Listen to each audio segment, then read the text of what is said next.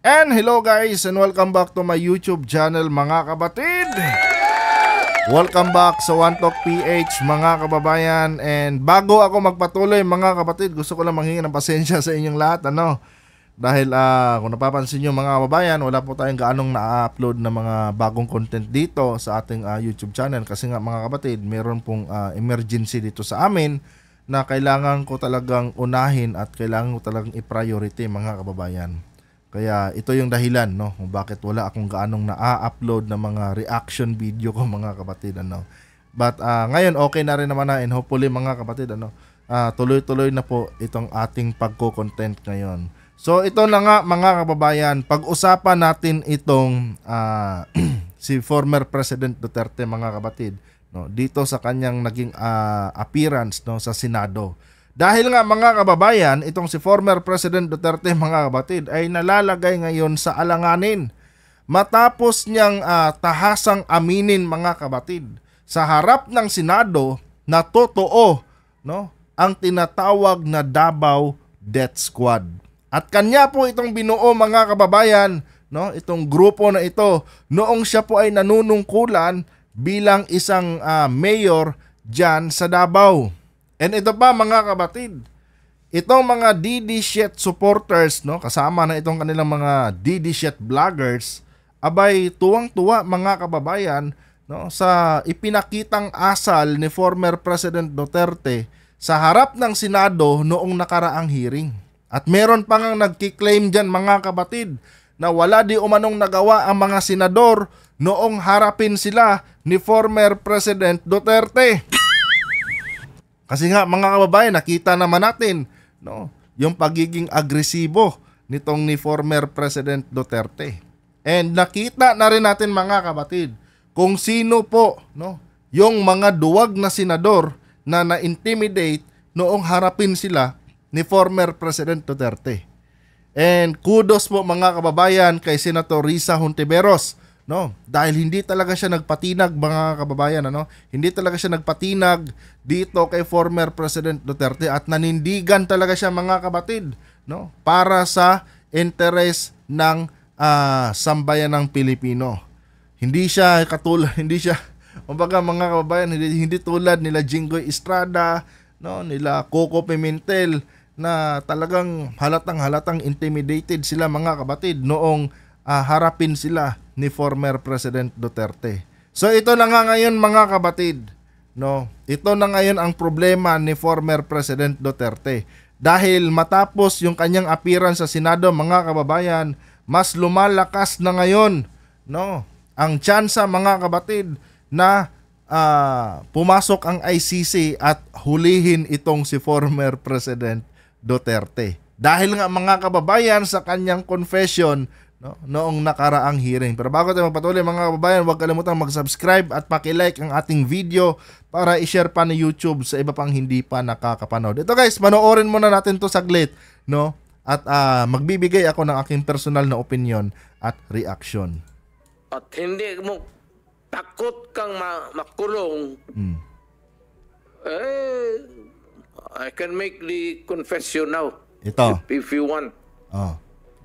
Mr. Chair. Talagang niyayari ko. Pero ito mga kapatid, tandaan nyo itong time na ito na nagsasalita siya mga kababayan, under oath na po si former President Duterte dyan. Ibig sabihin mga kapatid, lahat ng kanyang sasabihin dyan mga kababayan sa hearing ay pwede pong gamitin laban sa kanya.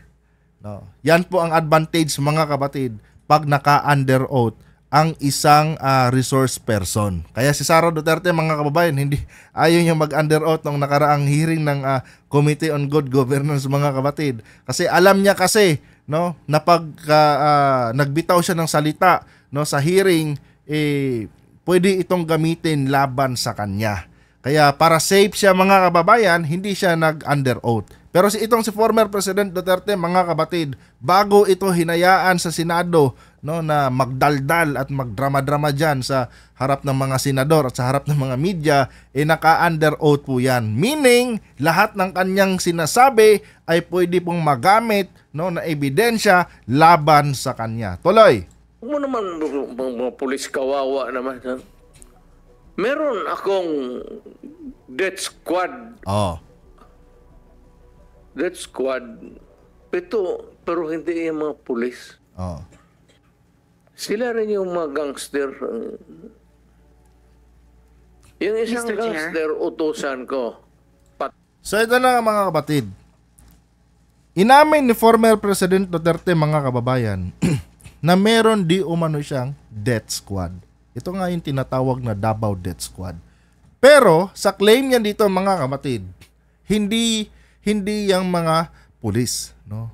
Hindi daw yung mga pulis ang tinatawag na Davao Death Squad. Kundi meron daw siyang binuong isang grupo mga kababayan, no, na ang mga member nitong death squad na ito ay mga kriminal din, no? At ito yung kanyang ginagamit mga kababayan para iligpit, no, yung mga gumagawa ng krimen doon sa Davao.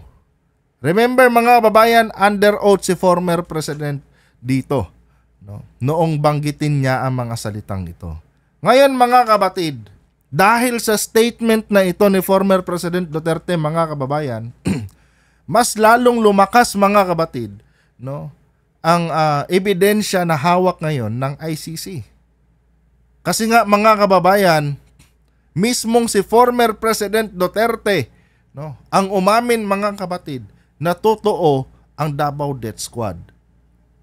Ang ibig sabihin mga kababayan, confirm, no, ang extrajudicial killings na sinasabi nila Matobato at Las Cañas, no? Kasi ayon nga sa salaysay nila Matobato at Las Cañas mga kabatid, membro di umano sila ng tinatawag na Davao Death Squad na siyang ginagamit, no, ni former President Duterte para ipaligpit mga kababayan, no, ang mga taong gumagawa ng krimen doon sa Davao.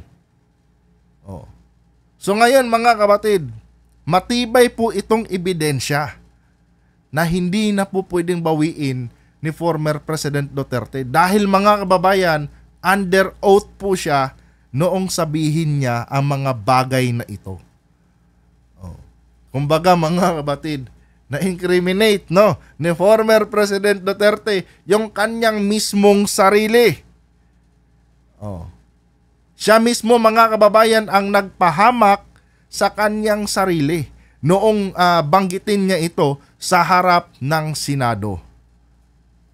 Kaya malaking katangahan mga kabatid itong kiniklaim ng mga DD shit vloggers at mga DD shit na mga supporters, no, na walang nagawa ang Senado noong sila ay harapin ni former President Duterte.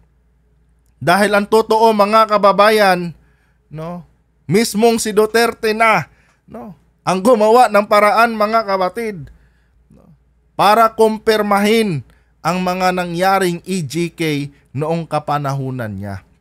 And maliban dito mga kababayan, no, maliban dito sa sinabing ito ni former President Duterte mga kabatid, matapang din naman talaga niyang pinangalandakan sa Senado mga kababayan, no, na siya mismo ang utak sa nangyaring patayan mga kababayan, no, nitong mga nakaraang taon, no, noong siya po ay nanunungkulan bilang isang mayor. Dahil ayon nga kay former President Duterte mga kabatid, binigyan niya ng instruction ang mga pulis na i-provoke mga kababayan ang mga kriminal na lumaban para magkaroon sila mga kabatid ng rason, no, para ito ay iligpit. 'Di ba? So lahat ng mga sinabi ni former President Duterte mga kababayan sa harap ng Senado na kung saan tuwang-tuwa yung kanilang mga supporters at pinalakpakan pa talaga mga kabatid sa lahat ng Senado, no. Hindi nila alam na ito pala, no, ang magpapahamak sa kanilang puon, no, na si former President Duterte. 'Di ba? Biruin mo 'yan, turuan mo ang mga pulis na i-provoke nyo yung mga kriminal para lumaban. no? Para may rason kayo na iligpit sila. 'Di ba? Ngayon mga kapatid, hindi ito naiintindihan ng mga ng mga tawag nito. DD shit, no? Akala nila panalo si former President Duterte, no, sa kanyang pagharap noong nakaraan sa Senado. Pero hindi nila alam mga kababayan, no, sa likod ng mga drama at pagdadaldal ni former President Duterte, unti-unti na rin niyang inaamin, no? Unti-unti na rin niyang binubunyag sa publiko mga kapatid yung kanyang mga katarantaduhan na kung saan malaking bagay ito, no, para sa mga kaso na gustong ihain ng International Criminal Court, no, laban sa kanya. Ngayon mga kapatid, isa na lang po ang kulang mga kababayan. Isa na lang talaga ang kulang mga kapatid. At ano yun? Yun po ay ang approval ni President Marcos na magkaroon muli ng jurisdiction ang ICC dito sa loob ng ating bansa. Kasi nga mga kababayan, mismo yung akusado, no, umami na sa kanyang mga katarantaduhan na ginawa mga kapatid noong siya po ay nanunungkulan bilang mayor at presidente ng ating bansa. And I'm sure mga kababayan, no, majority ng mga Pilipino, iisa lang ang gustong mangyari. Makulong sila Duterte at pagdusahan yung kanilang mga kasalanan. Anyway mga kapatid, hanggang dito na lang itong vlog na ito, no. Nagustuhan nyo po mga kababayan ng ating content ngayon, huwag kalimutang mag-subscribe, no, at paki-like ang ating video para i-share pa ni YouTube sa iba pang hindi pa nakakapanood. And kaya din guys, no, mag-share na rin kayo dyan ng inyong mga opinion. Di ba? I-share nyo rin sa akin mga kapatid and pag-usapan na lang natin dyan sa comment section. Hanggang dito na lang. Adios.